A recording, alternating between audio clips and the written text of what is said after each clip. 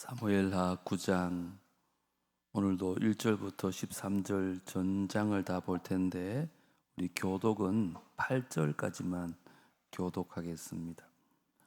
사무엘하 9장 1절로부터 우리 8절까지 한 절씩 읽고 8절은 한 목소리로 읽겠습니다. 다윗이 이르되 사울의 집에 아직도 남은 사람이 있느냐? 내가 요나단으로 말미암아 그 사람에게 은총을 베풀리라 하니라.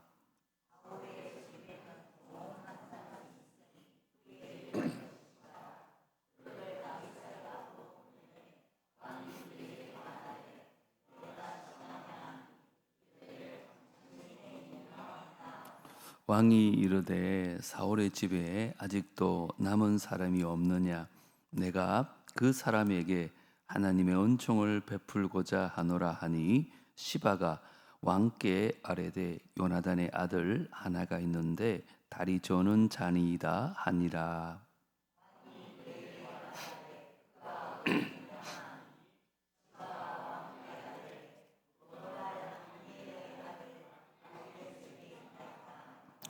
다윗 왕이 사람을 보내어 로드발 암미엘의 아들 마길의 집에서 그를 데려오니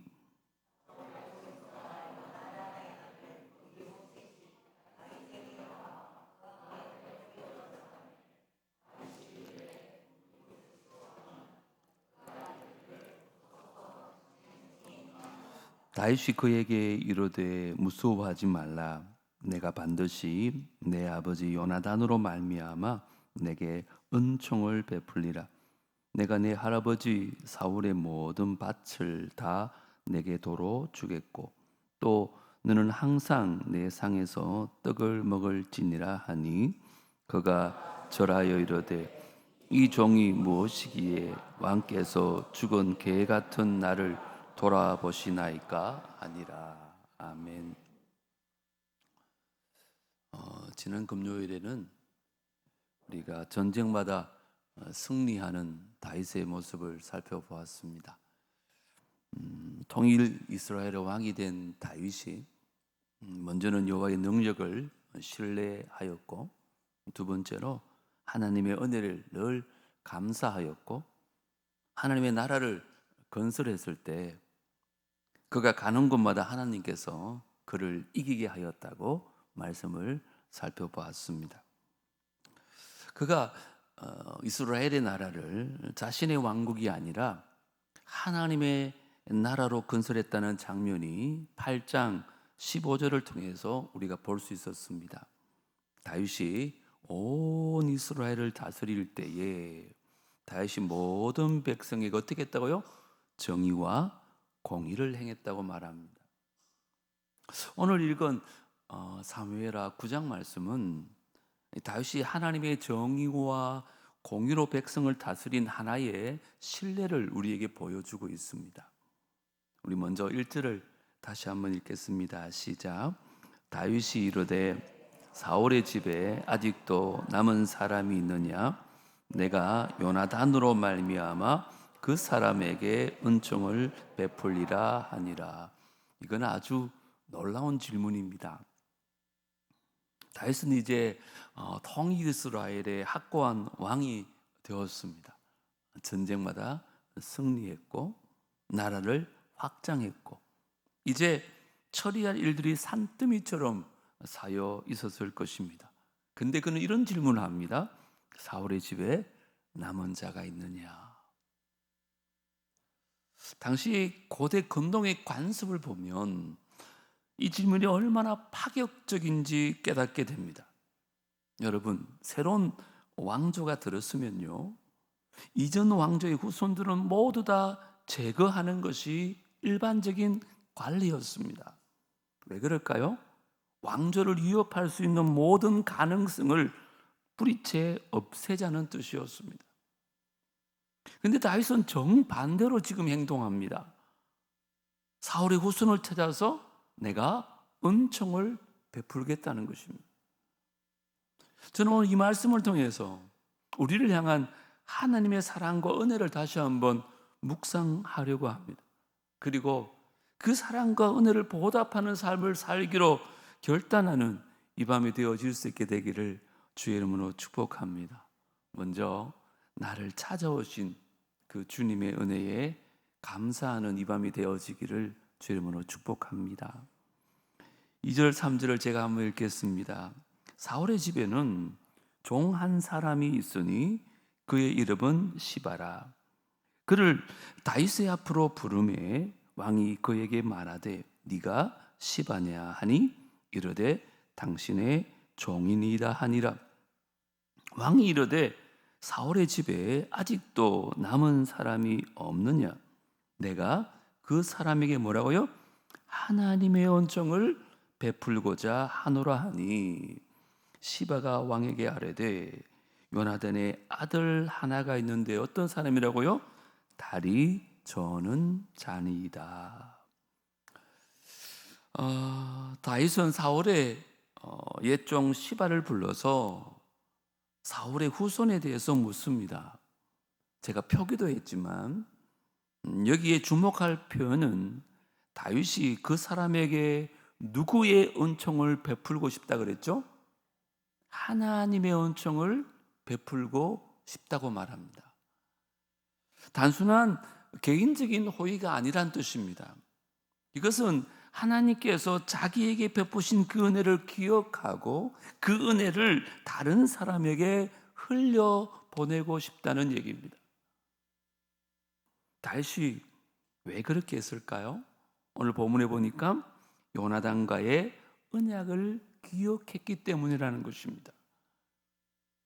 사울이 이 다윗을 죽이려고 했을 때 요나단이 자신의 생명을 걸고 다윗을 보호했었습니다. 왕의 지위도, 왕자의 지위도, 왕의 계승권도 포기하면서 다윗을 도와줬습니다. 쉽지 않은 일이죠. 자기가 왕이 될 차례인데 그 왕자의 지위와 왕위의 계승권을 다윗에게 다 넘겨준 거죠.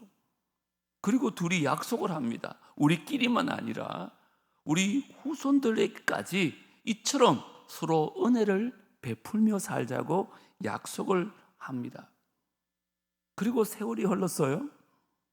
요나단과 사울은 블레셋과의 전쟁에서 죽고 맙니다. 그리고 다윗은 이제 이스라엘의 왕이 되었습니다. 바쁜 일상 속에서 또 권력의 정점에 있는 다윗은 이 언약을 쉽게 잊어버릴 수도 있습니다. 또 요나단이 이미 죽었기 때문에 이 언약을 시행하지 않아도 그에게 뭐라고 말할 사람 아무도 없습니다. 그럼에도 다윗은 받은 은혜와 맺은 언약을 잊지 않고 기억했다는 것입니다. 시바가 요나단에게 아들 하나가 있는데 뭐라 그래요? 다리를 절더이다 이렇게 대답을 합니다. 이 짧은 대답 속에 그의 삶에 있었던 수많은 비극이 집약되어 있다는 생각이 들지 않습니까? 보십시오. 요나단의 아들이자 한 나라의 왕자였던 이 사람이 다리를 접니다. 그거 외에는 할 말이 없는 사람이었습니다. 4절부터 한번 보십시오. 왕이 그에게 말하되 그가 어디 있느냐 하니 시바가 왕께 아뢰되 로드발 암미엘의 아들 마길의 집에 있나이다 하니라. 다윗 왕이 사람을 보내어 로드발 암미엘의 아들 마길의 집에서 그를 데려오니 사울의 손자 요나단의 아들 머비보셋이 다윗에게 나와 뭐 했어요? 그 앞에 엎드려 절을 합니다. 그때 다윗이 말합니다. 머비보셋이요 하니 그가 이르기를 보소서 당신의 종이니이다. 머비보셋은 로드바라는 곳에 숨어 살고 있었습니다. 이 로드바는 요단강 동쪽 외진 곳으로 예루살렘에서 멀리 떨어진 황량한 땅이었습니다. 여러분, 머비보셋이 왜 그곳에 숨어 있었을까요? 사무엘하 4장에 보면 이 머비보셋의 비극적인 과거를 이렇게 기록합니다. 4장 4절인데요. 사울의 아들 요나단에게 다리 저는 아들 하나가 있었으니 이름은 머비보셋이라. 전에 무슨 일이 있었어요?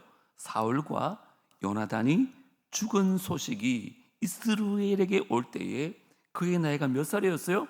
5살이었는데 어떤 일이 있었어요? 유모가 안고 도망할 때에 급히 도망하다가 아이가 떨어져서 그때부터 다리를 절게 되어진 것입니다. 여러분, 한번 그의 인생을 생각해 보세요. 얼마나 비극적이고 안타깝습니까?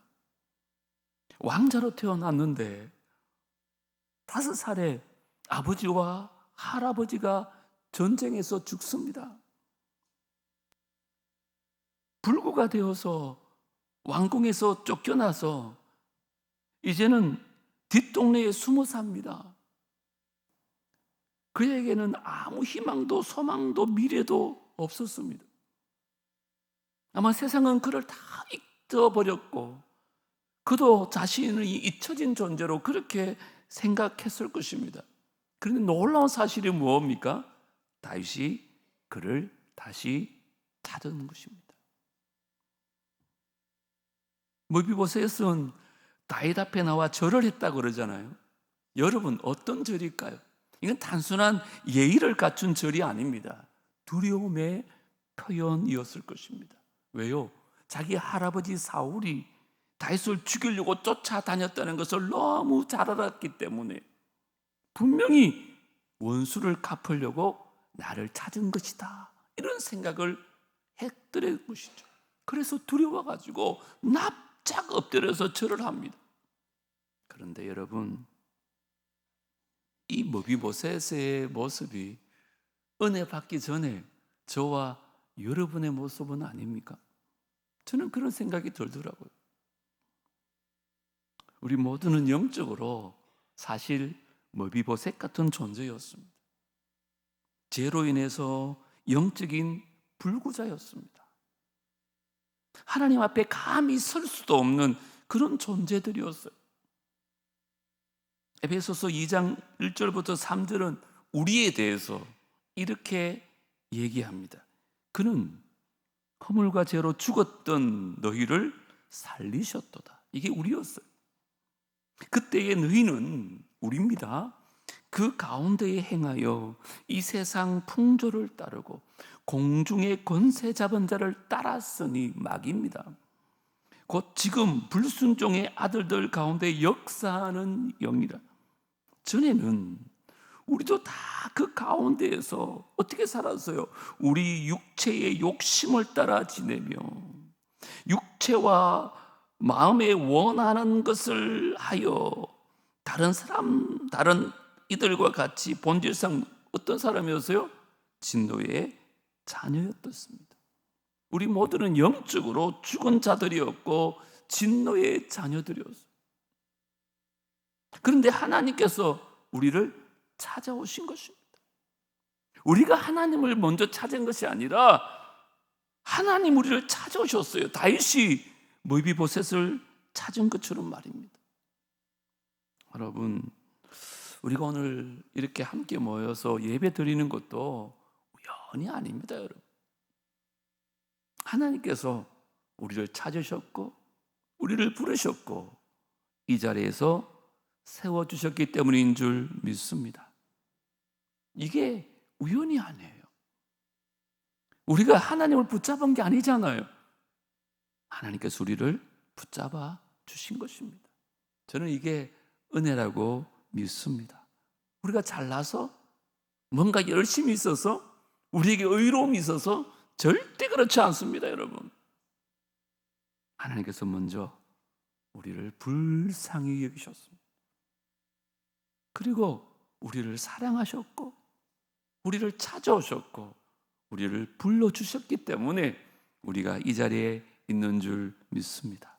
오늘 이 밤에 다시 한번 나를 찾아오신 그 주님의 은혜에 감사할 수 있는 이 밤이 되어지기를 주님으로 축복합니다. 다윗은 머비보셋을 먼저 찾았습니다. 두 번째, 나의 새로워진 신분을 믿음으로 받아들이는 이 밤이 되었으면 참 좋겠습니다. 우리 7절은 같이 한번 읽겠습니다. 참 중요한 약속이 세 가지가 나옵니다. 시작. 다윗이 그에게 이르되 무서워하지 말라. 내가 반드시 내 아버지 요나단으로 말미암아 네게 은총을 베풀리라. 내가 내 할아버지 사울의 모든 밭을 다 내게 도로 주겠고 또 너는 항상 내 상에서 떡을 먹을지니라 하니. 아멘. 다윗은 오늘 모비보셋에게 세 가지 놀라운 약속을 합니다. 첫 번째 뭐라고요? 무서워하지 말라는 것입니다. 이건 단순한 위로가 아니라 사면을 선언하는 것입니다. 너는 죽지 않을 거야. 너는 안전할 거야 라고 보장을 하는 것입니다. 모비보셋 안에는 그 두려움이 있었거든요. 그 죽음이 위협해서 다윗이 그를 풀어준 것입니다. 해방시킨 거예요. 뿐만 아니라 사울의 모든 밭을 그에게 돌려줍니다. 이것은 경제적 회복을 의미합니다. 너는 더 이상 가난하게 숨어 살 필요가 없어. 물질적으로도 걱정 없이 살게 해줍니다. 그리고 제일 중요한 건 세 번째입니다. 뭐라 그랬어요? 네가 항상 내 상에서 떡을 먹을지니라. 여러분, 이건요 단순한 식사 초대가 아닙니다. 고대 건동에서 여러분 왕의 식탁에서 함께 식사한다는 것은요 왕의 가족으로 받아들여진다는 의미예요. 그러면 감히 왕과 함께 식사를 할 수 없어요. 이것은 관계의 회복이며 신분의 변화였던 것입니다. 모비보셋은 더 이상 왕의 원수가 아니라 왕의 아들 이스라엘의 왕국의 왕자가 되어진 것입니다. 그의 과거가 다 지워진 건 아닙니다. 하지만 그의 신분은 완전히 바뀌어졌습니다. 이 놀라운 은혜를 받은 모비보셋이 뭐라고 대답합니까? 8절 같이 읽습니다. 시작. 그가 절하여 이르되 이 종이 무엇이기에 왕께서 죽은 개 같은 나를 돌아보시나이까 하니라. 아멘. 죽은 개 같은 나라는 표현은 자신이 가장 비천한 존재라는 뜻이에요. 여러분, 우리도 집에서 키우는 강아지는 아이고 예쁘다 예쁘다 하지만 예를 들어 길을 지나다가 차에 깔린 짐승을 보고 아 예쁘다 예쁘다 할 사람이 있습니까? 아무도 없습니다. 근처에 가기도 싫어하는 혐오스러운 모습일 것입니다. 지금 모비보셋이 자기 스스로 그런 존재라는 것입니다. 모비보셋은 패배한 왕조의 후손이요 그 불구가 된 자신을 아무짝에 쓸모없는 죽은 개처럼 여기며 숨어 살았습니다. 단순한 겸손의 표현이 아니라 아무 희망이 없는 그 절망의 상태를 죽은 개 같은 것이라고 표현한 것. 그런데 이렇게 죽은 개와 같은 그가 하나님의 은혜로 어떻게 됐어요? 하루아침에 이스라엘의 왕자로 신분이 변하게 되어진 것입니다. 사랑하는 여러분, 이게 바로 우리에게 일어난 기적인 줄 믿습니다. 한번 생각해 보세요. 우리가 그런 존재였다니까요. 우리도 모비보셋처럼 실패한 조상 아담의 후손으로서 죄와 허물로 인해 죽었던 본질상 진노의 자녀였어요. 아무 소망이 없는 죄 사슬에 묶여가지고 영원한 지옥불에 던져질 수밖에 없는 그런 불쌍한 존재들이었어요. 그런데 하나님께서 그의 아들 예수 그리스도를 십자가에 희생시킴으로 말미암아서 우리를 하나님의 자녀, 왕 같은 제사장, 거룩한 나라로 만들어주신 줄 믿습니다. 그리고 성경은 이렇게 선언합니다. 그런즉 누구든지 그리스도 안에 있으면 어떻게 되었어요? 새로운 피조물이라. 이전 것은 지나갔으니 보라 새 것이 되었도다. 여러분, 묻고 싶습니다. 여러분은 예수 그리스도를 믿고 제사함 받음으로 새로운 피조물이 된 것을 믿으십니까? 이제 더 이상 죽은 개 같은 자가 아니라 하나님 나라의 왕자요 공주 되어셨음을 믿으십니까? 내가 주 안에서 새로운 피조물이 되었다는 이 믿음의 확신이 있어야 됩니다.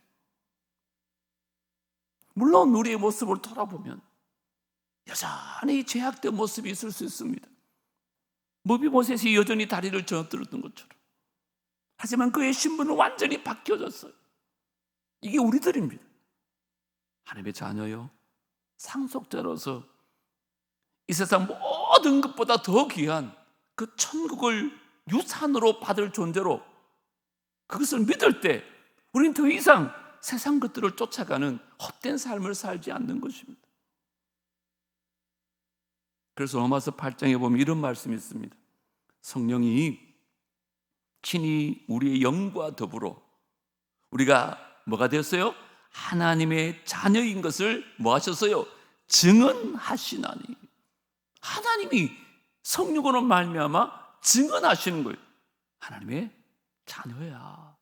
너희들은 하나님의 자녀야. 자녀이면 또한 상속자, 곧 하나님의 상속자요. 그리스도와 함께한 상속자니 우리가 그와 함께 영광을 받기 위하여 고난도 함께 받아야 할 것이니라. 생각하건대 현재의 고난은 뭐요? 장차 우리에게 나타날 영광과 비교할 수 있어요, 없어요? 없습니다, 여러분. 우리는 그런 존재가 되어버렸어요. 본문에 무비보셋도 신분이 변하면서 어떤 변화가 있었는지 9절과 10절을 잘 보십시오. 왕이요 사울의 시종 시바를 다시 부릅니다. 그리고 그에게 명령합니다. 사울과 그의 온 집에 속한 것은 내가 다 내 주인의 아들에게 주었노니 너와 내 아들들과 내 종들은 그를 위하여 땅을 갈고 거두고 내 주인의 아들에게 양식을 데워 주어 먹게 해라. 그러나 내 주인의 아들 무비보셋은 항상 내 상에서 떡을 먹으리라 하니라. 시바는 아들이 몇 명요? 15명이요. 종은요? 20명이더라. 아들 숫자와 종의 숫자를 갑자기 왜 밝혔을까요? 다시 시바에게 명령하는 거예요. 지금부터 사울의 모든 재산을 무비보셋에게 돌려주고 너의 아들들과 모든 종들은 이제부터 무비보셋을 섬기며 살아라. 몇 명이요? 총 35명이 시바의 아들 15명과 종 20명이 그를 섬기게 되어졌습니다. 여러분, 놀라운 인생 역전 아닙니까? 사막에 숨어 살았던 불구자가 이제 왕의 식탁에 앉아서 함께 먹고 많은 사람들의 섬김을 받는 위치에 있게 되어진 것입니다. 이것이 바로 하나님의 은혜가 가다둔 그의 놀라운 변화였습니다. 우리 계속해서 11절 12절 읽어보겠습니다. 시작. 시바가 왕께 아뢰되 내 주 왕께서 모든 일을 종에게 명령하신 대로 종이 준행하겠나이다 하니라. 무비보셋은 왕자 중 하나처럼 왕의 상에서 먹으니라. 무비보셋에게 어린 아들 하나가 있으니 이름은 미가더라. 시바의 집에 사는 자마다 무비보셋의 종이 되니라. 아멘. 보십시오. 무비보셋이 이제 다른 왕자들과 동등하게 왕의 식탁에 둘러앉아서 왕과 함께 식사를 하게 되었습니다. 그는 여전히 다리가 불편했습니다. 그러니 얼마나 힘들었을까요? 그런데 왕의 식탁에 앉아있을 때는 전혀 그의 다리가 보이지 않았을 것입니다. 모르긴 해도 식탁보가 그의 불구를 가려주었기 때문이 아닌가, 이런 생각을 해볼 수도 있습니다. 그리고 무비보셋의 아들 이름이 언급됩니다. 미가라고. 이것은 요나단의 가문이 무비보셋으로 끝나지 아니하고 미가를 통해서 계속 이어질 것을 암시하는 구절입니다. 정말 역대상 8장 9장에 보면 이 무비보셋의 아들 미가의 자손들이 매우 왕성하게 활동하는 내용이 기록되어 있어요. 이것은 바로 예수 그리스도 안에서 우리가 받은 신분이요 축복이라는 것입니다. 생각해 보십시오. 이 무비보셋의 다리가 그 식탁보로 가려져서 그가 다른 왕자와 어깨를 견주면서 앉아 있었던 것처럼 우리의 과거와 우리의 죄악과 우리의 모든 실패도 예수 그리스도의 보혈로 다 덮어진 줄 믿습니다. 그래서 하나님께서 우리를 보실 때는 우리의 죄를 보시지 아니하고 예수 그리스도의 의를 통해서 우리를 보시는 거예요. 우리가 의로워서가 아니라 여전히 무비보셋의 다리를 저는 것처럼 여전히 죄인인데도 불구하고 하나님은 예수 그리스도를 통해서 우리를 의인 삼아 주신 것입니다. 그래서 제사함 받고 하나님의 자녀가 된 자들에게 영원한 축복을 부어 주시는 거죠. 사랑하는 성도 여러분, 그리스도 안에서 새로워진 이 신분을 믿음으로 받아들이십시오. 그리고 더 이상 못난 과거에 얽매여 살지 마세요. 이전 것은 지나갔으니 보라 새 것이 되었도다. 정말 개 같은 보잘것없는 저와 여러분을 새로운 피조물로 바꿔주시려고 하나님은 하나밖에 없는 독생자를 보내주셨고, 그 주님은 저와 여러분을 자녀 삼으시려고 십자가에 피 흘려 죽으셨는데도 우리는 여전히 죽은 개같이 살면 안 되는 거예요. 여러분 기억하십시오. 우리는 이제 죽은 개가 아니에요.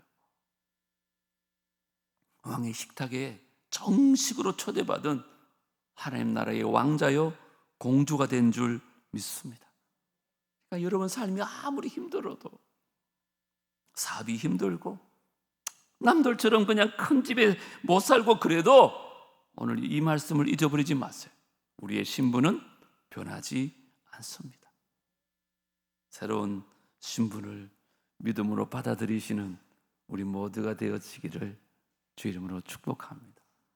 우리는 새로워졌어요. 마지막으로 새로워졌으면 새로워진 신분에 합당한 삶을 살아라는 것입니다. 그래야 될 거 아니에요. 그것 때문에 우리를 새롭게 했는데. 우리 13절 마지막입니다. 같이 읽겠습니다. 시작. 무비보셋이 항상 왕의 상에서 먹음으로 예루살렘에 사니라. 그는 두 발을 다 절더라. 이 마지막 구절이 사실은 의미심장합니다. 제가 사실은 사무엘상하도 여러 번 읽었는데 이번 설교 준비하면서 이 33절이 제 안에 막 다가왔습니다. 무비보셋은 다윗의 은총을 받은 후에 두 번 다시 로드발에 돌아가서 숨어 지내지 않습니다. 이제 왕이 있고 성전이 있고 하나님의 임재가 있는 예루살렘에서 거했다고 말합니다. 그는 이후로 쉽게 말하면 땅에 떨어진 벌레 주워 먹고 살지 않았어요. 항상 어디에? 왕의 식탁에서 먹었더라. 항상이란 말을 주목하십시오. 이 단어가 말해주듯이 일회성 초대가 아닙니다. 지속적인 관계를 말합니다. 무비보셋은 매일 왕과 함께 식사하면서 매일 왕의 은혜를 경험하며 살았다는 얘기입니다. 자, 그런데 제가 주목하고 싶은 것은 마지막입니다. 좀 아쉬움이 있잖아요. 그는 더 이상 두 발을 절지 않게 되었더라. 이렇게 끝나면 얼마나 멋있습니까? 그런데 뭐라 그래요? 여전히 두 발을 다 절더라. 아니 13장을 마지막으로 왜 그 말을 다시 강조하고 있는 걸까요? 저는 이게 와닿았어요. 이 말은 머비보셋의 불구가 치유되지 못했다는 거잖아요. 여전히 장애를 가지고 살았다는 거잖아요. 한번 생각해 보세요. 하나님이 진짜 원하시면 그것 못 고치겠습니까? 충분히 고칠 수 있습니다. 그런데 왜 그냥 그대로 두셨을까라는 것입니다. 이유가 뭘까요? 여기 중요한 메시지가 있습니다. 여러분, 우리가 하나님의 은혜를 받았다고 해서 우리 삶의 모든 문제가 즉시 다 해결되어지는 것 아니라는 것입니다. 우리는 여전히 경제적 압박을 느낄 수도 있고 여전히 건강의 문제를 안고 살 수도 있습니다. 그러나 이 모든 세상 문제들에도 불구하고 우리의 신분은 이미 바뀌어진 줄 믿습니다. 우리는 왕의 자녀들이고 왕의 식탁에 둘러앉아 왕과 함께 먹는 사람들이 되어버렸어요. 이게 중요합니다. 우리의 신분을 결정하는 것은 우리의 환경이 아닙니다. 여러분 제발 여러분 환경 때문에 여러분을 결정하지 마세요. 하나님의 은혜로 우리의 신분이 결정되어지는 줄 믿습니다. 머비보셋이 어떻게 살았어요? 여전히 불편한 다리로 남들보다 느리게 걸었습니다. 하지만 매일매일 당당하게 왕의 식탁에 나갔습니다. 그곳에서 왕이 베푼 식사를 하면서 매일 그의 은혜를 경험하며 살았습니다. 우리도 마찬가지입니다. 우리 삶에 아직 다리를 절 수 있습니다. 가정의 문제, 자녀의 문제가 해결되지 않을 수도 있습니다. 사업이 잘 안 풀리기도 하고 갑작스럽게 건강에 어려움이 생길 수도 있습니다. 그런데 이런 문제들은 사라지지 않는다 할지라도 뭐요? 우리에게 주어진 새로운 신분을 굳게 붙잡고 거기에 합당하게 살아야 된다는 것입니다. 당당하게 하나님의 식탁으로 나가는 것입니다. 왕과 함께 먹고 마시면서 왕의 은혜를 누리는 것입니다. 자, 그러면 마지막으로 우리에게 주어진 식탁이 뭘까라는 것입니다. 뭘까요? 저는 이렇게 정의합니다. 하나님의 임재 안으로 들어가는 예배라고 믿습니다. 하나님 우리를 초대하셨어요. 이곳에서 함께 먹고 마시고 거기에 은혜를 누리기를 원해요. 하나님께서 그 예수 그리스도의 죽음으로 초청하신 이 귀한 초청을 믿음으로 받아들이시기를 주의 이름으로 축복합니다. 그래서 이 예배 자리가 너무너무 귀한 자리, 이 말씀의 자리가 너무너무 귀한 자리예요. 날마다 하나님이 주시는 그 은혜를 먹고 살아가는 존재가 되어졌기 때문에 그런 것입니다. 모세는 자신이 받은 은혜에 결코 잊지 않고 늘 감사하며 살 것이고, 죽은 개 같은 나를 다윗 왕이 어떻게 나를 기억했을까? 어떻게 나를 찾았을까? 어떻게 나에게 다시 왕자의 신분을 회복시켜 주셨을까? 그러면서 날마다 식당에 둘러앉아 먹고 마실 때마다 그 다윗의 은혜에 감격했을 것입니다. 우리도 마찬가지입니다. 어쩌면 우리가 더 큰 은혜를 받았습니다. 죄악 가운데 있었던 나를 구원해 주셨고, 주의 자녀 삼으셨을 뿐만 아니라 내 삶의 여러 가지 어려운 가운데서도 지금까지 인도하시고 지켜주시고 하나님의 신실하심을 날마다 기억하며 감사해야 될 줄 믿습니다.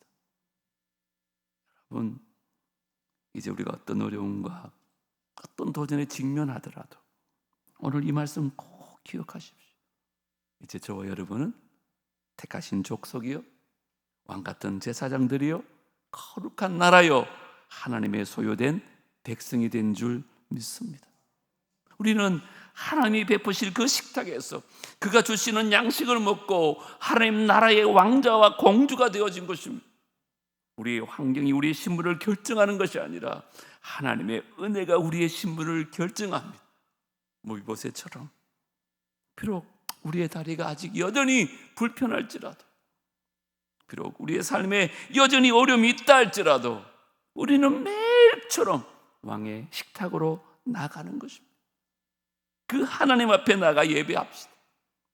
그 하나님 말씀을 읽고 듣고 기도하면서 죽은 개 같은 우리를 그의 자녀 삼아주신 은혜에 찬양하는 것입니다.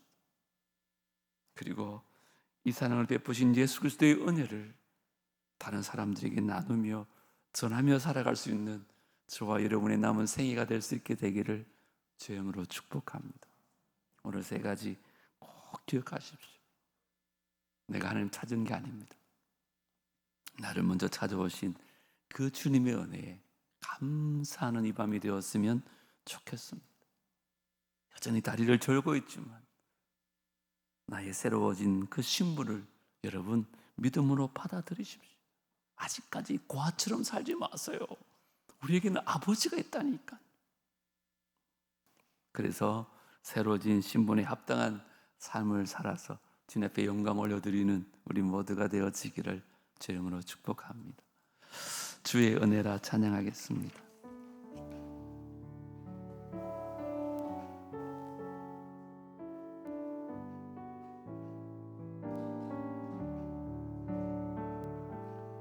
내 평생 살아온 길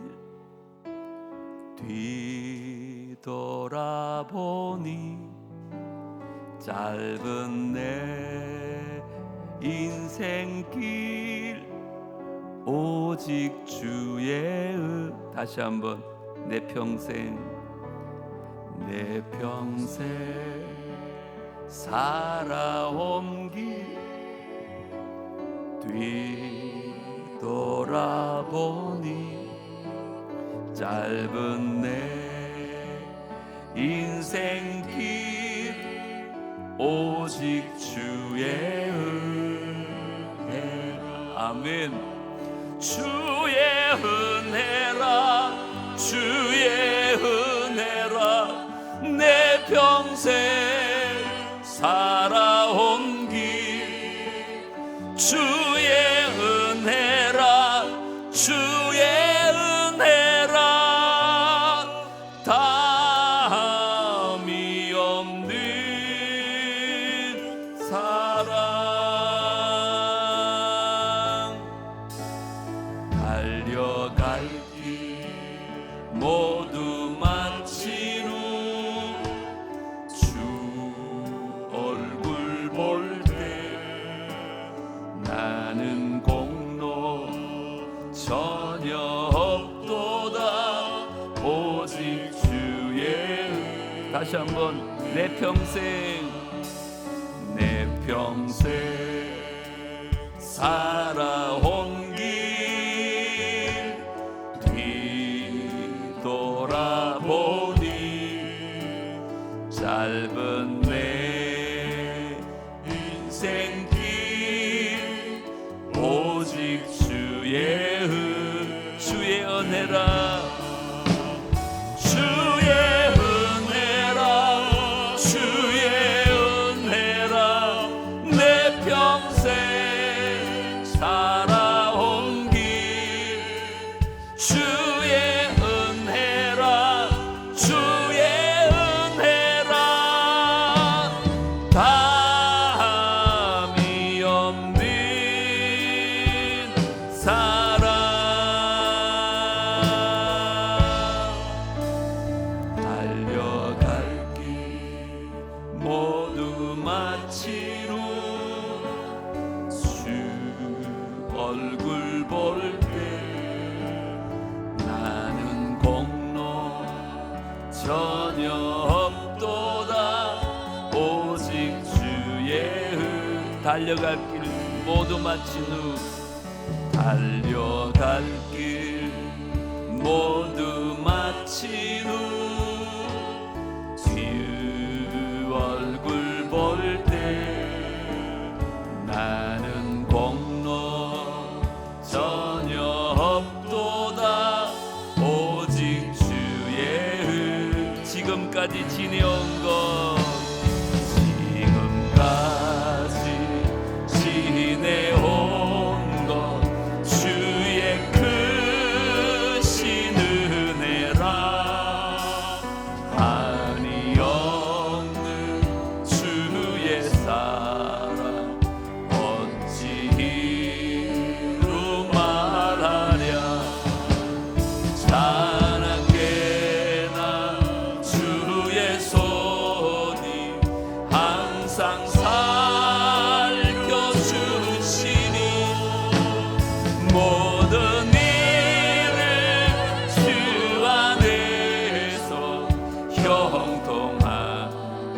주의 은혜라 주의 은혜라 주의 은혜라 내 평생 살아온 길 주의 은혜라 주의 은혜라 담이 없는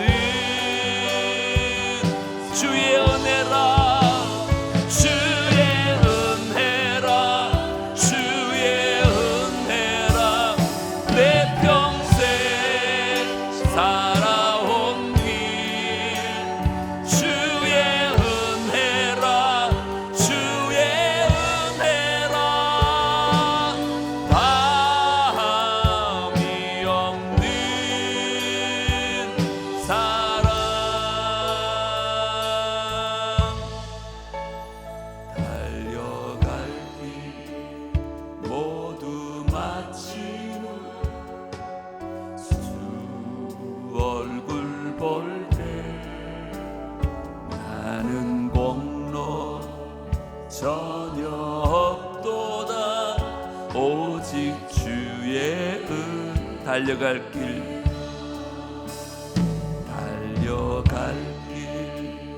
모두 마친 후 주 얼굴 볼 때 나는 공로 전혀 없도다 오직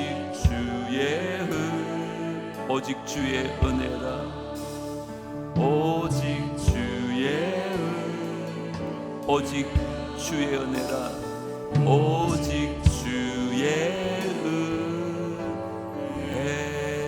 은혜라. 이 시간 기도하십시다. 오늘 첫 번째 기도는 너무 크게 기도하지 않았으면 좋겠습니다. 오늘 말씀을 좀 기억하고 정말 죽은 개 같았던 우리를 먼저 찾아와 주시고 우리를 불쌍히 여기셔서 주의 자녀 삼으신 그 은혜에 감사할 수 있도록 기도하십시다. 뿐만 아니라 우리를 새롭게 하신 왕같은 제사장이요 거룩한 나라요 하나님의 소유된 백성으로 삼으신 그 새로운 신분을 정말 하나님 이제 믿음으로 받아들이게 달라고. 환경이 나를 변화시킨 것이 아니라 하나님의 은혜가 내 신분을 결정했다는 것을 기억하게 해달라고. 뿐만 아니라 새로워진 신분에 합당한 삶을 좀 살아가게 해달라고. 고아처럼 살지 않게 해달라고. 하나님 아버지의 자녀처럼 좀 살게 해달라고. 날마다 왕의 식탁에 그 예배 가운데 나가서 말씀의 은혜를 누릴 수 있도록 하나님의 영광을 볼 수 있도록 내 삶이 그렇게 되어지게 해달라고. 이 시간 우리 한번 작은 소리로 기도하면서 잠잠하게 주의 음성 들으면서 기도하겠습니다. 하나님 아버지 참으로 감사합니다. 하나님께서 오늘 저희들 불러주시고 귀한 말씀으로 도전케 하시니 감사합니다. 내가 먼저 주님을 찾은 것이 아니라 주님이 나를 찾으신 것을 믿습니다. 하나님께서 축복하여 주시고 그 은혜에 감사하며 살아갈 수 있도록 주님 도와주시옵소서. 주여 오늘 이 밤에 우리 가운데 찾아오시고 말씀하여 주시옵소서. 죽은 개 같았던 우리를 기억하여 주시옵소서. 역사하여 주시옵소서. 말씀으로 찾아와 주시고 그 말씀이 우리를 새롭게 하는 역사가 있게 하여 주시옵소서. 오 주님, 주님의 은혜가 이 시간 우리 가운데 임하기를 원합니다. 새로워진 신분을 믿음으로 받아들일 수 있도록 주여 축복하여 주옵소서. 정말 하나님 아버지, 오늘 이 밤에 우리가 새로워진 신분 속에서 주님 은혜를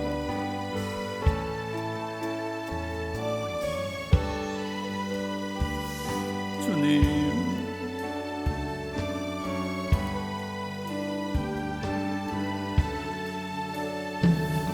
주여 아버지,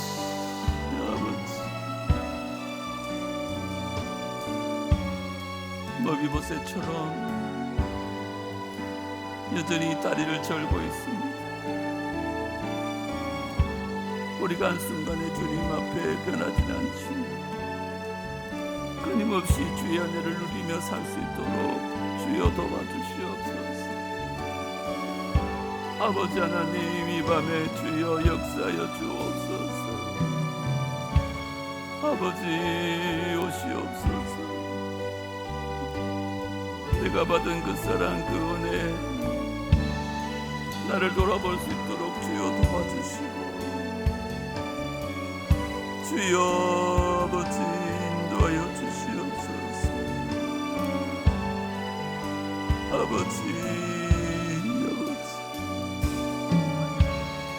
아버지 하나님,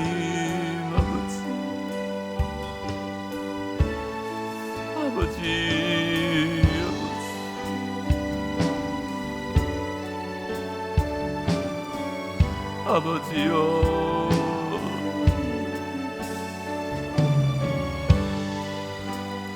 주님 아버지 역사하여 주옵소서. 아버지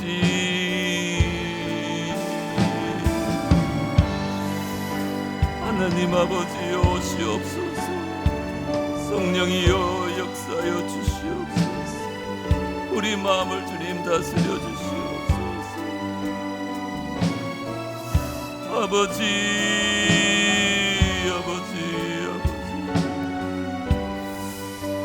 주여 오시옵소서. 아버지 하나님 아버지 주여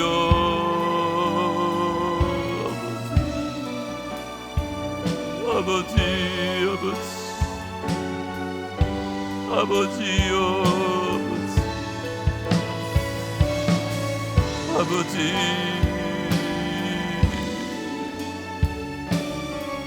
주님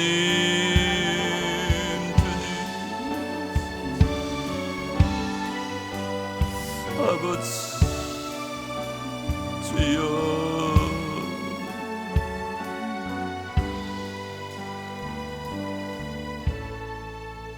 하나님 감사합니다. 정말 죽은 개 같았던 우리입니다. 나는 아무 공도 없는데도 불구하고 주님이 우리를 먼저 사랑하셔서 주의 자녀 삼아주신 것, 그 은혜 감사하며 살아가게 하여 주시옵소서. 우리가 어떤 어려움을 만나더라도 우리는 왕같은 제사장이요 거룩한 나라요 택하신 백성이라는 것을 꼭 기억하고 왕의 자녀답게, 왕자요 공주답게 그렇게 살아가게 하여 주시옵소서. 정말 그래서 주님 우리를 택하신 그 사랑과 그 은혜에 감격하며 그 주님의 영광을 위해서 살아가는 우리 남은 생애가 되게 하여 주옵소서. 이제 이 밤에 우리가 부르짖어 기도할 터인데 성령님 우리 가운데 임재하여 주시고 우리의 기도에 역사하여 주시옵소서.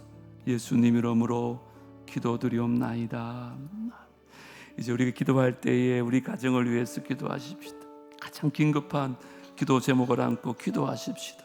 하나님께서 우리의 기도에 응답하여 주실 줄 믿습니다.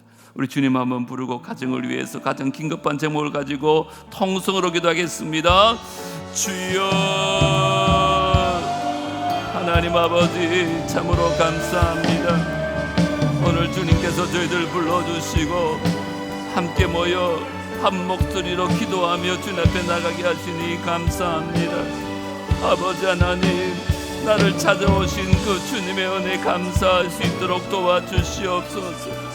우리의 새로워진 신분을 믿음으로 받아들일 수 있도록 도와주시옵소서.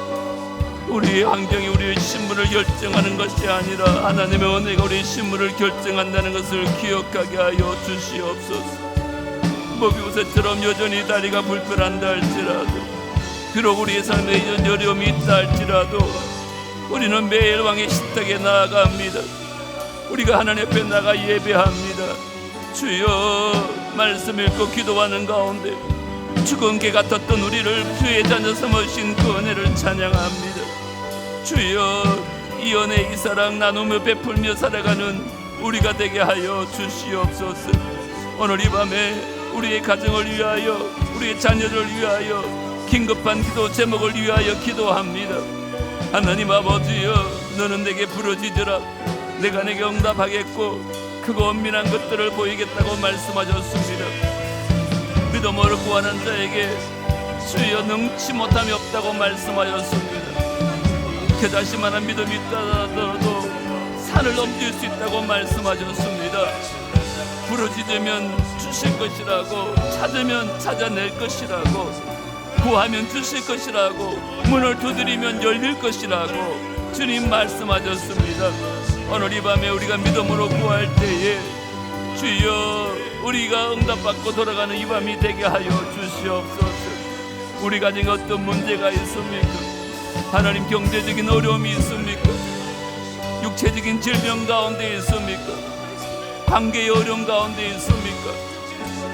인간적으로 아무에게도 말 못하는 그런 상처들이 있습니까? 이 밤에 우리 주님 앞에는 다 내어놓게 하여 주십시오. 한나가 주님 앞에 나와서 그 마음을 다 토해내었듯이 하나님 앞에 이 밤에 다 토해낼 수 있도록, 통곡하며 그렇게 기도할 수 있도록 주여 역사하여 주옵소서. 하나님께서 우리 기도 가운데 응답하여 주실 것을 믿음으로 바라봅니다. 아버지 하나님, 오시옵소서. 우리 가운데 그렇게 역사하여 주시옵소서.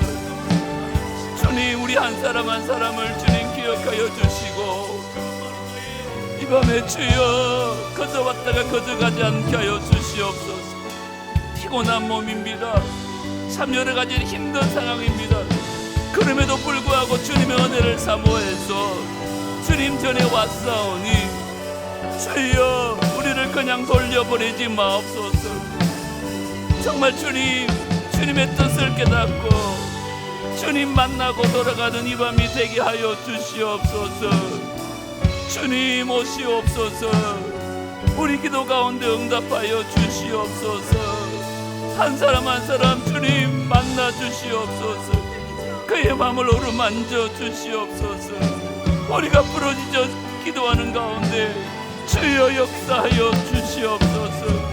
하나님 아버지여, 우리는 비록 약할지라도 주님은 전능하신 하나님이십니다. 우리가 비록 공로 없으면 하나님 십자가 보혈을 의지하며 주님 앞에 담대하게 나갑니다. 하나님 약속 말씀 붙잡고 기도합니다. 주여, 우리 가운데 하여 응답하여 주시고 주님 말씀하여 주시고 역사하여 주시옵소서. 오 주님, 주님을 찬양합니다.